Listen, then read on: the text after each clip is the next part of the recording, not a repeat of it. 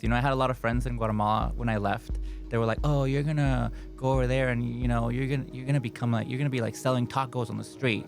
And after I graduated, I was like, "Well, I guess I am selling tacos." To be honest with you, becoming an entrepreneur was an accident a little bit. When I was like, "Okay, if I can basically take these like almost $20,000 that were saved there and then just invest all of that." So basically, I was like, "I have no money left. I'm just gonna invest it all into making the first 1,000 sets." Okay. They sold out, like in less than a week. And they were like, "You know what? This is a really good product." And they saw the potential in it, and they were like, "Let's invest heavily in it." And it's paid off. It's a centuries-old game known as the Mexican Bingo that has seeped its way into other Latin American countries and the United States. La Lotería is a game Mike Alfaro played with his family growing up in Guatemala. Each card has a distinct design, like El Pescado, which has a red fish drawn on it, or La Dama, which has an elegantly dressed lady on it.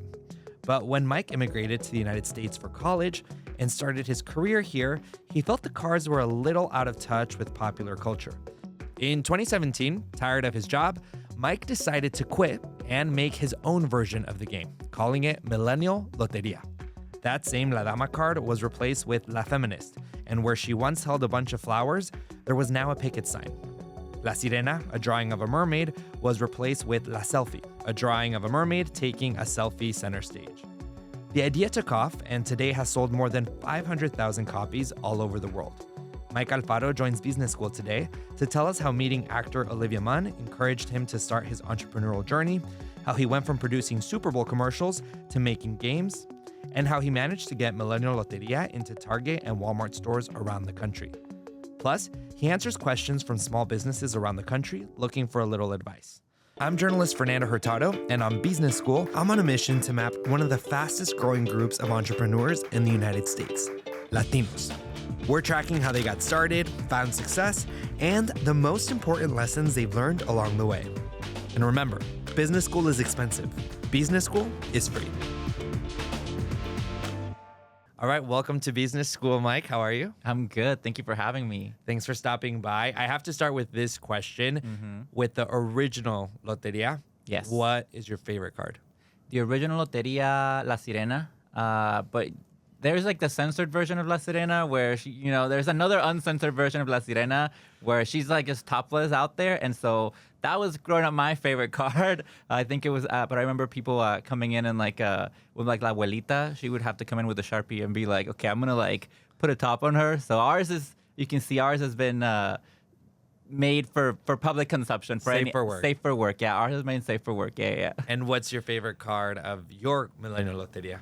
I love, I have La Selfie. I think just the update of it. I think for me, that's the card that, really defined what this project was going to be and kind of became a calling card, I guess, for what Millennial Lotería was. The idea of La Sirena taking a selfie, I thought was really funny and very millennial. And I instantly knew what the project was going to be once I had that in mind. Okay, when it just so happens to be the top card too. Yeah, so I exactly. have it right here. So we have La Sirena taking a selfie, and the card is called La Selfie. La Selfie. I want to get into Millennial Lotería in a bit, but I want to start with your story when it begins in the United States. So Yeah. you grew up in Guatemala, Sí. then you immigrated here for college. You go to Chapman University in California, and in college, you start doing this YouTube show, this internet show called Hey Guata. Yeah. What was that about? Yeah, I just wanted to, I saw someone on TV. If you know her, she's Olivia Munn. I think I know her, You yeah. know her, yeah. Back then, she was hosting a show on the G4 network, and it was all about nerdy culture. And I'm still super nerdy, but it was something I really liked. It was about internet and about pop culture, and it seemed like a different kind of talk show that I've seen before. And I was like, she's really cool. I'd love to meet her one day. And I realized, celebrities only hang out with other celebrities. Famous people only hang out with famous people is what I thought. So it was like, I need to become famous enough so that I can be friends with Olivia Munn. Okay. And this YouTube channel was just me doing different things, like training, to become famous. And it was all kind of a joke. And I didn't think that something would actually happen. And then, her fans started becoming fans of this little YouTube show. Sent it to her, and one day she was like, "Hey, I'd be down to meet this kid." And she came down from LA down to Orange County, and we filmed stuff together. It was really awesome, and that's when I realized, like, wow, like there is a power on the internet to like, if you put your ideas out there and you connect with people, things will happen. You can make things come true. Like, and that's when I realized I could do whatever I want if I really harness the power of the internet. And what year was this? This was in 2010. 2010, 2000, yeah, around I think that that's time. like nascent, like social internet where you can make movements happen. And, Twitter was new. and IRL stuff. Yeah. Yeah, Twitter was still kind of new, you know? I remember being like, people didn't know what Twitter was. You'd have to, if I want to post a picture on Twitter, I'd have to like text it to a number and then that would go somewhere else. So it was all very like new in social media, yeah. And walk me back to how you met her. You were hosting a show at your university. Yeah. It was like a show that you did as part of, I'm sure it was part of like the film TV track, I imagine. Yeah, I was studied public relations and advertising with a minor in television, and there was a show called Nightcap that they produced. It was for student run, and it ran on public access, and students would work the cameras. It was just basically a whole production that was student run. And they actually were looking for a host, and they saw that I had been doing this YouTube series. It kind of became popular at Chapman University, and they were like, "Oh, this could be awesome to like come and host something." And so, really, from that Hey Guada, they saw me. They wanted me to host this show. I hosted it for that night, and that's where Olivia came down to surprise me there at the show. And you were fully surprised. I was surprised. I had a little, they gave me a heads up right before, being like, "Hey, we don't want you to like freak out, but like Olivia Munn's gonna be here." And I was like, whoa, okay, so like let me just like get ready. And I had a little segment planned with her that we were gonna do, but it was very shocking to like actually see her in person. They kept her away the whole time until it was time for her to be like, come on out. And then that's when I first met her. And what'd she say? She was, I think I blacked out, but she was the nicest person ever. She, gave me so much advice on what to do career-wise, and I think I followed a lot of those things throughout my career, just thinking back to what she said. And then one time I was walking at Comic-Con, which was like the craziest thing. I was walking down Comic-Con, and I hear someone say, hey, Guada, and I'm just like, but I didn't hear it first, and my friend was with me, and they were like, hey, can you, someone's calling you, and I was like, who is it? And I turn around, and it's Olivia Munn, like in a sea of fans, like all these fans, like all these nerds around her. She's like, Guada, and then all of these like nerds just part, and they just let me walk to her. We say hi, and we're like friendly, and it was like the coolest experience ever. So to me, that was like really, really cool to see someone that was like that popular actually remember you and be nice. And I don't know, I've always had really good experiences with her. Yeah, and I think it had some kind of like entrepreneurial DNA. Obviously, it wasn't like, it wasn't a business per se, but like you launched your own thing that generated something and a movement in a way, even if it was like a movement, a very like, intimate movement, but that clearly other people were watching too. But after college, you don't go and become an entrepreneur. Instead, you go and you work at an ad agency. Yeah, I mean, to be honest with you, becoming an entrepreneur was an accident a little bit, but I had to learn a lot of skills to get to the point where I am. I just didn't know I was learning them, until I really needed them. So I went and studied advertising. So I was in a H-1B student visa. So after that, I went into a work visa. And I worked for the agency that created the Live Más campaign, the Doritos Locos Tacos campaign. So Live Más is Taco Bell. Live Más is Taco Bell, yeah. So that's what I was working with. I had a lot of friends in Guatemala when I left. They were like, "Oh, you're gonna go over there, and you're gonna become like you're gonna be like selling tacos on the street." And after I graduated, I was like, "Well, I guess I am selling tacos, but I'm not really doing it on the street. I'm doing advertising campaigns." And so I worked there for 3 years, doing a lot of the creative and writing commercials and really understanding the craft of what it is to sell and make marketing. And I kept working in advertising until later on when I was like, I'm done with advertising. I want to do my own thing. I got in my residency, not my citizenship yet, but like my residency, and I could. So you weren't tied to a job. I wasn't tied to a job then, so I was like, oh, now I can quit my job and I can just find something that's mine that I can create, and that's when Millennial Lotería came about. Okay, so you work your way up pretty nicely in advertising. What was your role before you decided to leave? So I started out as an intern in advertising, and the creative director of the agency, the Hispanic creative director, quit around the same time that I was interning, and they were like, hey, does anybody here know Spanish? Because somebody needs to finish these Spanish commercials. And I was like, yo hablo español, I know Spanish. They're like, you speak Spanish? I was like, yeah, I speak Spanish. Like, they didn't know me. I was an intern. I was like, I can help you translate these scripts. I can write everything down in Spanish. I'm a native Spanish speaker. Like, I understand it. Trust me. Like, I'll do a good job, right? And they're like, fine, you'll do the job for like the next 2 weeks while we hire someone else.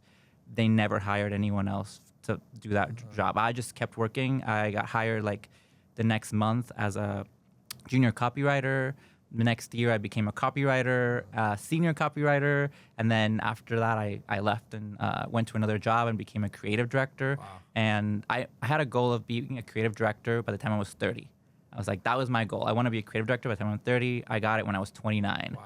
So then I was like, okay, what's my next dream? What's my next goal? And then that's when it came about. You get the residency, and it gives you a little bit of freedom, right? To kind of think. So you quit your job, and what do you do?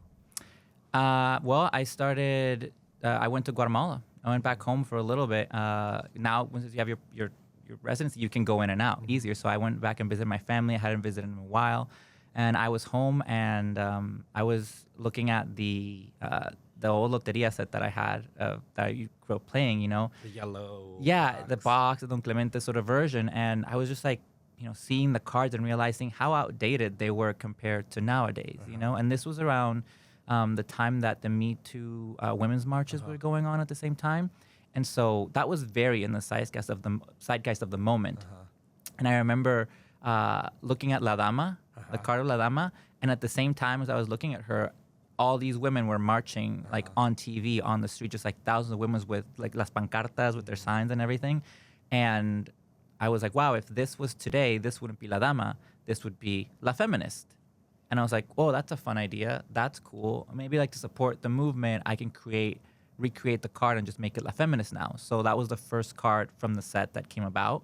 And then I was like, oh, it'd be fun. Then I saw La Sirena, and I was like, oh, it does kind of look like she's kind of taking a selfie, I was like, oh, that'd be fun if she was a selfie, and I just put a cell phone in her hand. And these ideas just kept coming. And then I was like, this is cool. I wonder how many more I can do, how many more I can modernize. And then El Catrín became El Hipster. El Mundo became La Student Debt, because it feels like it's the weight of the world on your... Yeah. And so I realized I could make something that was modern, related to my generation, and spoke to us in a way that was still keeping the traditional feel of Loteria, that thing that made me feel nostalgic, but also modernizing to a way that was more of the times that reflected our culture. Like a bridge almost between generations. Exactly. But also, when you say you were just making digital versions of these. Yes. I was just doing, this was only something that I thought, I'm going to post on my Instagram. I'm going to post on my, on my Facebook at the time. So you post them. Yeah, I started posting them, and then my friends were like, oh my God, I love this. This is so cool. People who knew Loteria, and I just started posting them for fun, and they just started to blow up. And all of a sudden, I started getting thousands of followers and calls from, different Latino outlets that wanted to talk about what I was doing, the project. And it got really popular to the point where I was just getting thousands and thousands of requests of being like, where can I buy this? I need to be able to buy this game. Or like, and I hadn't finished even making all the cards. I'd posted like 10, 15 maybe. And I was like, I still got like 30 more to go. And so I posted one like every week, one or two every week. And people were just like, it kept growing because people wanted to see what's the next card going to be. How is he going to modernize, El Camarón? What's that one going to be, What did that one turn into? El Sushi. Nice. So that was that they were, it created this journey for people to follow along. And again, this was just an art project. And it was only until there was that demand of people saying, I want to buy this. Where can I buy this? That I was like, okay, maybe I can make a few to sell. Okay, so it's 2017. You make these cards, and then you get some interest, and you're like, okay, I guess I should make a physical game. Well, I was going to be doing a art show. I was gonna, at the end of the entire roll, I was going to have an art show, and I was going to debut like all of them. And I wanted to have people who came by the art show be able to like take some of the game, And so I was like, okay, I'll make like 1,000 copies. That'll be like my first, How'd you decide that number? Were you like... I think it was just like one price. It was all I could afford. I was, I had saved money in advertising. I'd quit my job, and I had some money just left over for me to do like freelance, just to survive, right? And that's when I was like, okay, if I can basically take these like almost $20,000 that were saved there and then just invest all of that. So basically I was like, I have no money left. I'm just going to invest it all into making the first 1,000 sets. And then that'll last me maybe like 3 or 4 months of like, selling it at the event. Maybe I'll like go and sell it at, at like a little kermes or like a little swap meet somewhere like that, But they sold out, like in less than a week. Wow.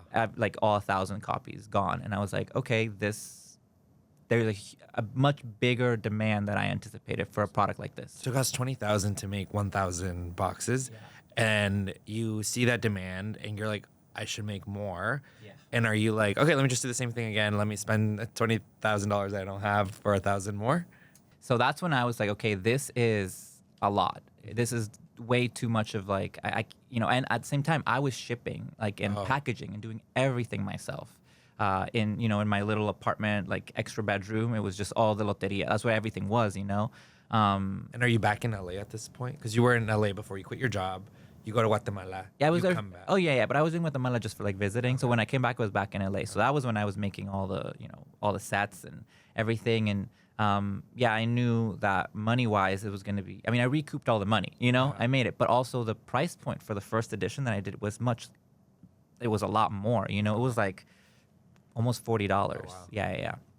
And so I was like, this is a lot for a Loteria set. But it was like very limited edition, it was the first copy. So like, and people who have that set, by the way, the first one, like they have a little piece of history. It's like a collector's It's a collector's item for sure. And I know people have said like, I never opened mine. I was like, yes, keep it, because that first edition came with little beans. Like they were coffee beans that I had done, like organic, coffee beans that I included. So for people who don't know, when you play Loteria, you could play with anything, basically, but some people play with beans. With beans, yeah. So you did coffee beans. Yeah, in this version, we do Bitcoins. Okay. So that's what you play on the markers. Okay. But yeah, I was like, how do I scale this? What do I do? And thankfully, at that time, I started getting calls from publishers. Okay. And that's when I realized, okay, this could be an avenue that I could take if I work with a publisher who could help me with distribution, help me manufacturing, and also help me find the right manufacturers for this kind of product, because I wanted it to be made in Latin America. That's something that I was like passionate about.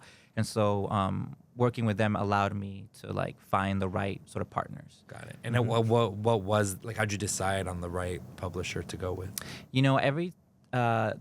One of the people at the top of the company, she has Hispanic heritage, Mexican heritage, so she knew what Loteria was, and she was a fan of us before, so she immediately had reached out, being like, I want to talk to you. You need to meet, Peter, you need to meet our team at Blue Star Press. You'd be amazing to come chat with them. So even just that connection of having someone who is Latino reach out to you, honestly, 99% of the opportunities I've ever gotten is someone Latino on the other end of the phone calling me, whether it's a producer or a creative director or anyone just in the business.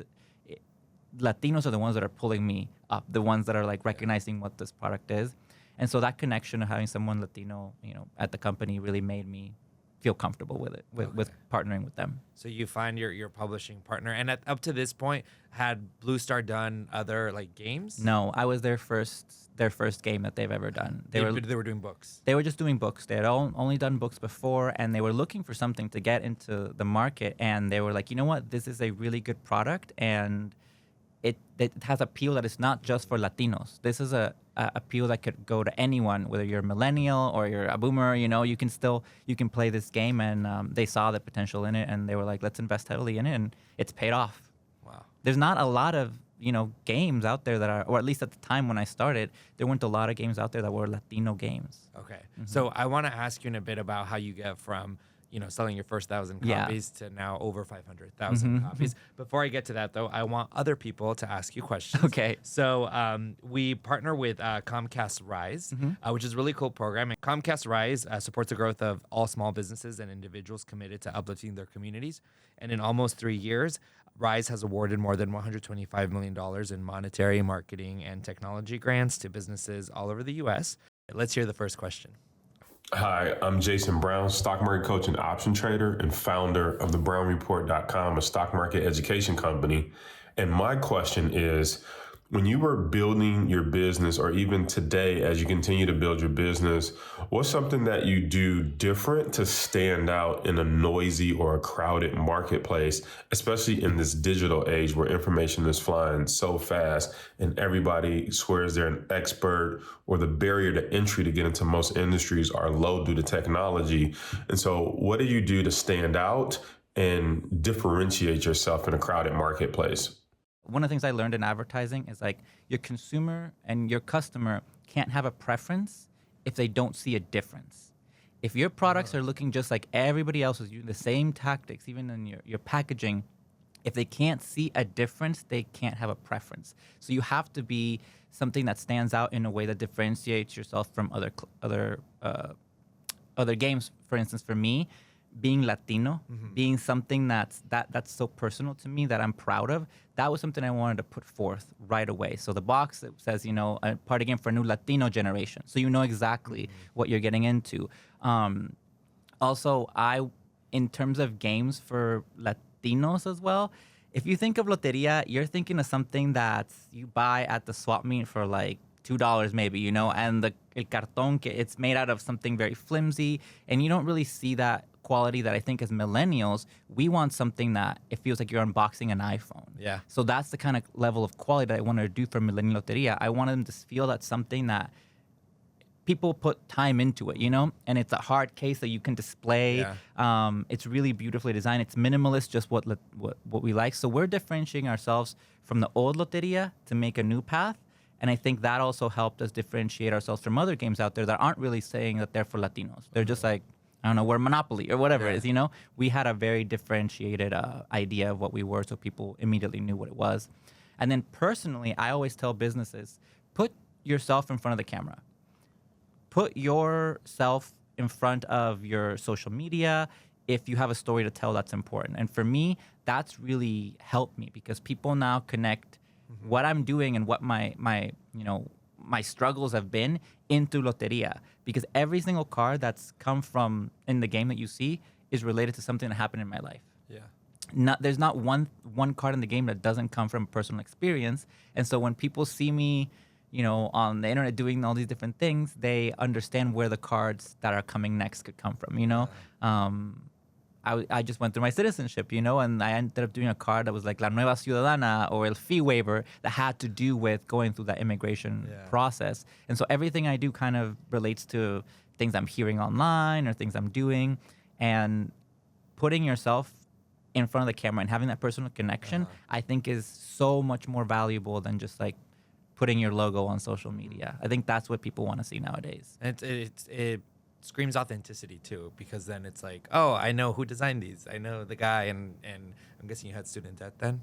Yeah, well, I think also everybody has student debt at that point too as well, and yeah, it's hard when you're, also being an international student. There's a lot of different things where you're not qualified to receive certain like student loans or anything like that. So it was hard, but yeah, everything in there has been experience that I've seen or something my family's experience, my friends, conversations that we've had. So everything ties back to a moment that I can remember. Nice. Okay, last question. Hello, my name is Tamisha Calhoun, and I am the owner of Calhoun Sweet Treats, a local bakery here in Memphis, Tennessee. When you were in a position to realize that you knew you had to scale, how did you scale? Yeah, I mean, for me, was entering into a licensing deal Okay. with my publishing team because they already had those capabilities. And then I could focus really on the creativity of putting together the set and just creating it and creating new versions, while I had a team that helps me out with distribution. I still handle marketing, but just allocation of where the sets are going to go, helping me pitch to different businesses. That's been something that I really need to have a trust in them to help me grow. But if you're creating and design, licensing is always an option for you to do for your designs. Got it. So you can kind of offload some of the more like supply chain. Yes, which again, operations. I think for a lot of people out there, you try to do everything, and I try to do everything a lot, but there's things I'm not good at. And I know, there's things my brain works in a very different way creatively than people who are really into Excel, into that. And so having people that are much smarter than you in other things, surrounding yourself with them is so important for businesses to do. It's crazy to people always think like I know better and I could do everything myself. Like I don't. I need to have that help from support from other people to really, so I can focus on what I know I'm good at. All right. Thank you to those two businesses for those awesome questions. Now back to your story. So now you're with Blue Star Press. Yes. and you have a nice successful run with 1,000 copies. Mm-hmm. What's that next step when you partner with Blue Star Press officially? How many copies do you make? Where do you sell those? Well, they were like, oh, we should make 10,000 copies to see how this does, you know, and they were going to come out. I think they came out around November, so like before the holidays, before Christmas, and we're like, oh, it'll be good before the holidays. Okay. Like, And what year are we in now? this is 2018. This is fast. Yeah. So you designed digitally 2017. yeah, And then 2018, 2018, you're having discussions about yes, this. Okay. yeah. It took like about 6 months from when I signed the contract to like, hey, we need all the files and everything needs to be Okay. ready. So it was a really quick process of turnaround of redesigning everything, and so they started selling those on Amazon at first. Okay. They sold out before we even got to like Christmas. So like by Christmas, everybody was being like, "Where can I buy this game?" And we're like, "We're all sold out. There's nothing." So demand that really helped out in a way of like seeing so many people wanted this game, and there were only like, 10,000 people bought it, so it was a lot. But those were very like cool 10,000 people, early adopters who had the game, and they were like spreading around on social media, being, "Look what I got," and playing, and people really wanted more. So they made, I don't remember how much more my publisher printed, but they were like, we're not going to sell out again, Okay. They sold out again. So it was one of those things where we kept selling out constantly. And then, because people really like this game. They want the product. And that's why I have so much like confidence in it, because if I was struggling to sell it, and Yeah. again, remember, I don't have TV advertising, no radio advertising, no paid social media stuff at that point, nothing. It's just pure, videos that I'm doing on social. Like organic. Or just word of mouth, or people playing it with their friends, and then like, I want this when I play it, Because when you play Loteria, you're playing with like 5-10 people. Yeah. Those are 5-10 new customers that I'm gaining every time someone plays and likes the game. So, and then how long would it take to like print? Like, okay, you sell out of 10,000 and you're like, oh, we need more. Like, how quickly can you make, 10,000 more copies? Nowadays, it's a lot quicker than it used to be, just because we have like new machines and everything. But back then, I think it was somewhere around like 2 months or so to print and distribute and have everything ready to go. Around 2 to 3 months, yeah. So it was a Wow. while that we were just not selling anything, which is my publisher was like, we're not going to do that again. We're just going to keep producing. So after that, we never just stopped. Okay. So then, it was just always, the supply was always coming. If it sold out in stores, like everything had already been printed, it's just like getting it to the store. So then it just became, the stores are selling out too fast out of it. You got to order more product. And then you eventually get a call from a company that's headquartered in Minnesota. Uh-huh. And it has a red logo. Yes. How did that happen? Can I say that? I can't say Yeah, the name. say the Okay, name. okay. I was like, okay, am I not supposed to say the names? No, you can say that. Please tell us what company we're talking Yeah, about. Target. Yeah. Okay. So actually, I got they have a little incubator project, I think, Okay. at Target for a Latin accelerator, it's called. Okay. And that's where brands, if you are a Latino brand, they're looking for different things that reach different demographics. So I went through that process, and they kind of do like a mock interview of how to sell your product. Okay. So they just teach you how to, here's how you would sell the Target to a buyer. Here's what you're doing right. Here's what you're doing wrong. And so I really got a hands-on experience of how it would take to sell to them. And then when it came down to actually doing my pitch, I was really prepared. I think they might have known about the project already and the product, and we had, a great sales track record. So it was just, they wanted something, Millennial Lotería, when it first started, it's a little raunchy. Target was like, hey, would you be interested in doing a family-friendly version? And I was like, yes. Like, I have so many people that are like, my grandma almost fainted when she was playing your game, like, you need to make a family-friendly version. This is the perfect brand to do that with. So we had to go in and redesign a little bit, take the bad cards in, put in the more family-friendly cards. Not the bad cards, but the cards that like would make your grandma faint, right? Yeah. And I was like, okay, now we have an exclusive at Target, which is great if you can get an exclusive, because then Target just buys the products from you, and if they don't sell it, then there's nothing, they don't have to return it because it's exclusive to them. I can't go sell it somewhere else. But they've been selling, out of them. I think the first order that they did was around 50,000 to 70,000 copies ordered of Millennial Lotería. And I think it was 50,000 and then 70,000 afterwards, like a couple months after, once they saw. And again, this sold out at every Target when it launched. Like the week that it launched, every single Target sold out of them. I mean, when you've said the word sold out like 7 times at this Yes. point, how does it feel to first you have like the Amazon sellout, which is or the 1,001 sellout. Yeah. Very cool, right? Very awesome, The yeah. 10,000 sellout Amazon, very cool. It's Amazon, so Yeah. like whatever. Yeah. But then Target, and then for them to sell out not just at like it's not just one store No. in Texas or in LA. They sell out all the stores they were placed at. Yeah. Like, how do you feel? How does something like that feel? That's a success, no? It was wild because I also, again, I got a call from the people at Target. They called my publisher. They don't call me. They call my publisher, and this was like the first week it was out, and they were like, "What did you do? Like, did you guys not tell us that you had an advertising campaign? What why is this selling? Like, because I think we were the top selling product at Target that week, the week that we launched, like not of the game category, like of all the products. That was what's selling the most, and it was because I had done a TikTok that I posted that like when it launched, I posted a TikTok that was telling my story, was saying, hey, in 2017, I invested my money, my savings into making this game. Here's what it is. Here's the story that I've been to. We've done a lot, and now we're going to be launching a Target. And that TikTok got, I think it was like 10.3 million views. And so all of those sales that were going to Target were people who were seeing the TikTok and wanted to buy this game and just went to Target to buy it. So it just kind of happened, again, organically. No paid anything, just is what we did. And it connected with people. And that's when I know that we're very underrepresented Latinos, because the demand for product is huge. And people they want to see themselves represented in a modern, cool, fun way. We can laugh at ourselves. And I think that's what this product does, and really connected with people. Yeah, it struck a chord. And Yeah. it reminds me of your Olivia Munn kind of very organic campaign where you're creating something that you loved Olivia Munn. So it was natural to do that. You love this product and it's your story, so you share it on TikTok and people follow. And I tell people all the time about put yourself in front of the camera. Tell them about your story, because your story is just as important as the product that you create, And you have a product that doesn't have a story, then there's an issue there. I think that's where your issue is, of not being able to be big on social media or to get something. If your product doesn't have a story behind it, something real, authentic, not something made up, an advertising campaign. If there's not something that people can latch onto with you as a business owner, I think that's where your business might have a little bit of an issue. It reminds me, we had Patty Rodriguez, who was the co-founder. I love her. Little Libros. Yeah. Love her.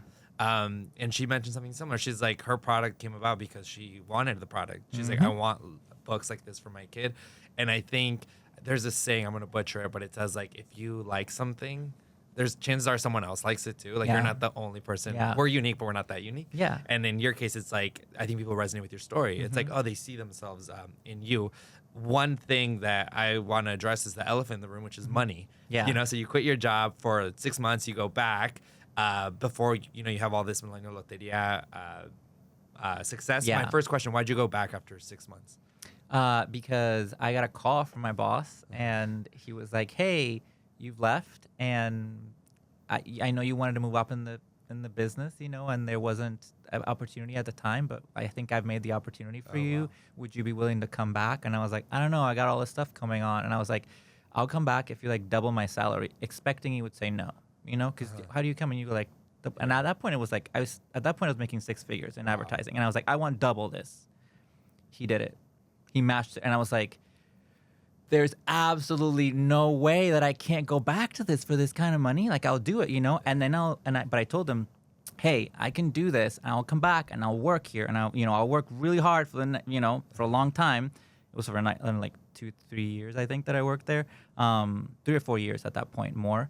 But I need to be able to have Millennial Lotería as a side project. I need to be able to take time off to work on this. I need to be able to go take meetings. It's another side gig that I don't want to interfere with the job, and I'll try to make sure that they're but sometimes things are going to overlap. And he was like, okay, fine, you do it. You work on your things. And so I did both. I was doing double duty, working to build Millennial Lotería up, working in advertising, making commercials. And it was an incredibly stressful time in my life.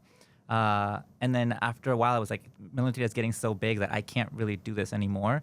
But I was starting to make more money making Millennial Lotería that I was at my job. And so it was an easy thing to say, okay, I'm just gonna focus on this, and this is something that is mine. I'm not working on somebody else's, products or things to sell. This is my thing, and I believe in it. So that's what happened. There's this saying that says the math ain't mathin', but in this case, the math was math. The math was mathing, yeah. But yeah, again, if you ever get offered twice your, and I was like, okay, yeah, let's do it. I'm doing the same thing for double, sure.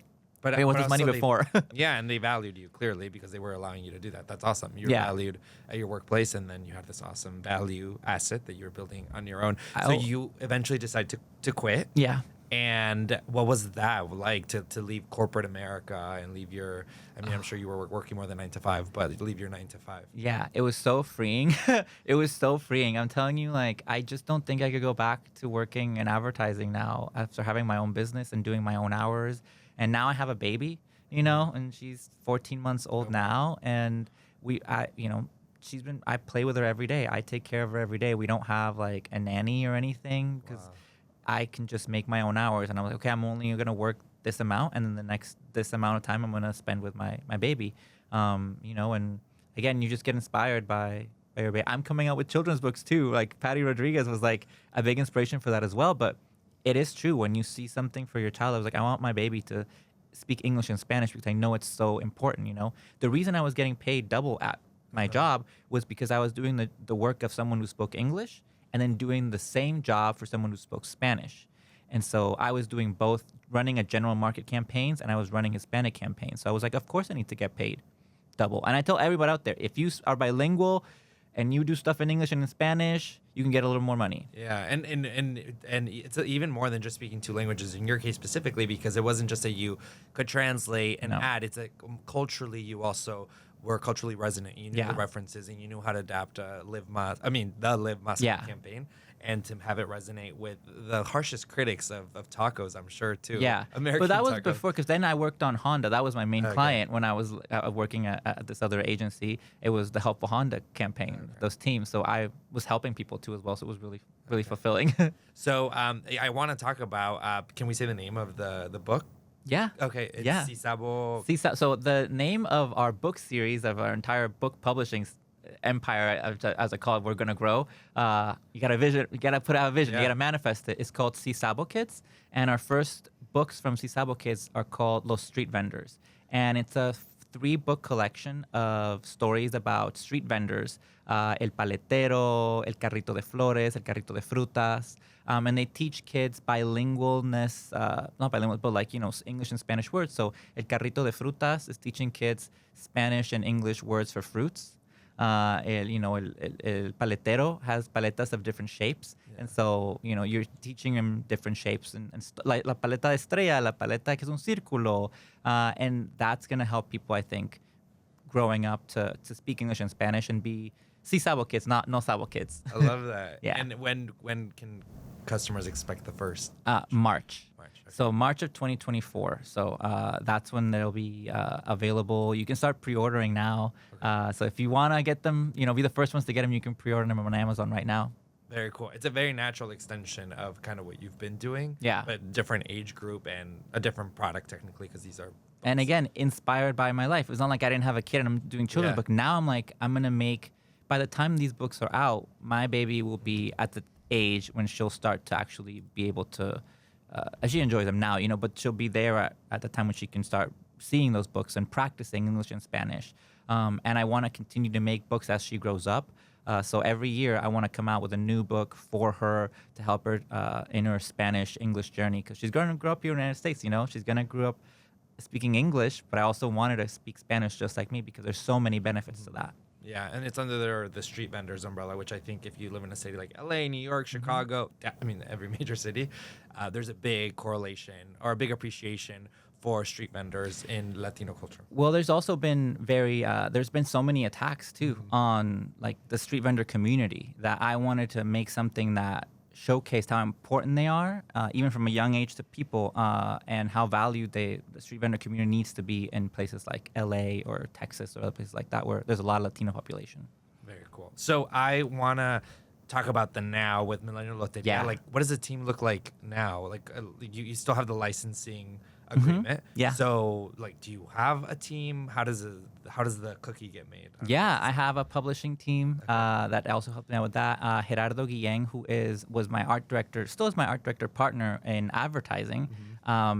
he works with me as well in creating and designing new cards. We have a small team of illustrators that are in Mexico, that Perla and Charlie, that help us out with when we have big custom projects that we need to do. Like sometimes I have brands that come in and they're like, hey, we need something in the next 2 weeks. And I was like, okay, we can't do this ourselves. And so now we have a little sort of team that helps me with design and just packaging and making sure that everything's print ready. What is print ready? What does that mean? So when you go to you can design something, but then when you go to the printer, it has what the colors that are on the screen are not the same colors that are getting printed. There's guidelines of where everything has to be cut. And so all those things had to be put into files, and then to make it like, okay, now it can go to print. It's not just like designing something. The printer has to have very specific things to like, here's how our molds are made for your Bitcoins. Here's the sizes that you have to hit. And we do print and something's off, like the logo's to the left or something's wrong. So you got to like keep making until it's perfect. So they help out with a lot of that attention to detail. And a big part you mentioned is kind of these campaigns that you do now. And one really cool one was with Disney for the movie Wish. Yeah. Tell me about that campaign. Yeah, we had worked with Disney before on the movie Encanto, and we had done like a whole loteria set for them for the release of Encanto, and that was huge. So once Wish came along, Disney was like, hey, we had a lot of fun working with you. Would you be down to do it for this next movie? And I was like, yeah, of course. I'd love to partner with you. And I already had a great working relationship with them. And the fans seem to like the idea of seeing your characters that you love in a loteria style, which is really great. And I always say, like, you can make anything into a loteria card. That's the beauty of this art form. Yeah. So and then you've done it with Xfinity as well. Yes, McDonald's was a big one that we did recently for Hispanic Heritage Month, and we're just open to working with different brands. I think next year I definitely am gonna be working more focusing on products for ourselves, not something working too much with brands. But at the time being, it's been so fun to see brands that I wouldn't think of knowing Latino culture embrace something like Loteria as part of their marketing campaigns. It not only speaks of the power of Latinos that we have, the buying power, but also how ubiquitous and popular Latino culture is becoming in the United States. So I mentioned one elephant in the room was money. The second elephant in the room is copyright. Yes. So the original Loteria game is printed Don Clemente. Don Clemente. Yeah. They own the trademark to the word Loteria. Okay. So they have that trademark. So when I had to do my licensing deal with Blue Star Press, we also had to have a licensing deal with Don Clemente. And so we have a licensing deal with them to use the word Loteria and to also some of the images that in this set that are more closely tied, like La Sirena. So that's very close to what they're doing before. So we have a licensing deal for those images as well. Got it. And that's like a revenue share type deal? Is that Yeah. It's just a percentage of so if you ever support Millennial Loteria, you're also supporting the original Loteria as well. Very cool. Yeah. And now I want to talk about Millennial Loteria and kind of what that's become, because I was checking out your profile for Millennial Loteria and I'm like, oh, if I didn't know any better, I'm like, this is a guy who's just sharing his life. And I think it is kind of what that is. So tell me about the ethos for Millennial Loteria. You were telling me you walk down the street and people are like, hey, you're the Millennial Loteria guy. You're the Loteria guy, yeah. Okay. It's been cool. I think for a lot of the time in my life, I've been sort of pigeonholed into doing stuff like, oh, you're the Latino creator for Hispanic Latino-ness, in advertising, And I was like, I'm more than that. And I just didn't want to be known as the guy who does Loteria, even though I'm happy with that, I know I have a lot more to offer in terms of whether it's comedy or just, how I work and how as a writer or as a director, I know I can do a lot more. And so I always, when I did Millennial Loteria, for me, it's something that I'm proud of, but it's also a stepping stone for other things that I want to do with my life, And that's what I tell people. Once you accomplish a dream, what's the next dream? What's the next goal? What do you want to see yourself later on in life? And for me, social media is a way to do that, because I don't have to pay anyone to use social media. I just, unless you're paying for Twitter, which don't. But if you don't have to pay anything, to use Instagram and post things on there. So I'm just sharing my life. And like I said, Millennial Loteria was always an expression of who I was, what I was feeling. And I don't want that to go away. That's always going to be a part of Millennial Loteria is my journey. And because it's called Millennial Loteria too, millennials are growing. We're not longer the same we were like 10, 15 years ago. And so my audience can grow with me. I'm having babies. My audience is having babies. And that's just sort of natural progression of using social media to showcase yourself. Yeah. I will say there's companies out there that are paying millions of dollars, to teams of people, to appear human online. You have brands that are like pretending to be human and have sass and like, oh, this is so sassy, Those are just marketing decisions. I've seen how like the sausage gets made, like this is just a hierarchy of people pretending and knowing what to do so that on social media something goes viral, and they're get paid a lot of money to do it. On my side, I'm just being human. I'm just doing what I like to do on social media and sharing that. And that authenticity, I think, is why Millennial Lotería has been successful in social media space compared to maybe other companies who just do it by committee, not by like the realness of it. Yeah, love that. All right, well, to end, I want to ask you some Business 101 questions. All right, so these are rapid fire questions. Okay. So my first one is, what is your earliest money memory? My earliest money memory would have to be my parents telling me how much my school cost them. In Guatemala, I went to like a bilingual school, and they were like, this is how much we pay for you a month, to go to the school. And I always like had in my mind like, oh my God, like I really have to, pay attention and do, because my parents are working so hard, and this is like the amount of money that they're paying for me to go there. And again, looking back on it now, I'm like, okay, it wasn't that expensive, but it was. But when you're a little kid, you're like, whoa, how much? Wow, like I gotta really pay. So that really made me focus into like, I gotta get my money's worth, And then when I came to study at the university here at Chapman University, that was like a $40,000 a year university, My parents were like mortgaging their house. They're doing all these different things to be able to pay for it. So I again did not like skip any classes. I just always was a great student at school because I know how hard my parents were working for me. And when you're an immigrant in this country, you're just like, you have to be the best to succeed. You have to be better than everybody else. Also to prove yourself, and I think that's why it pushed me so hard just to know how much the investment your parents are making. You got to get your money's worth, I always say. Right. If you had a business school course, what would it be called? So Mike 101.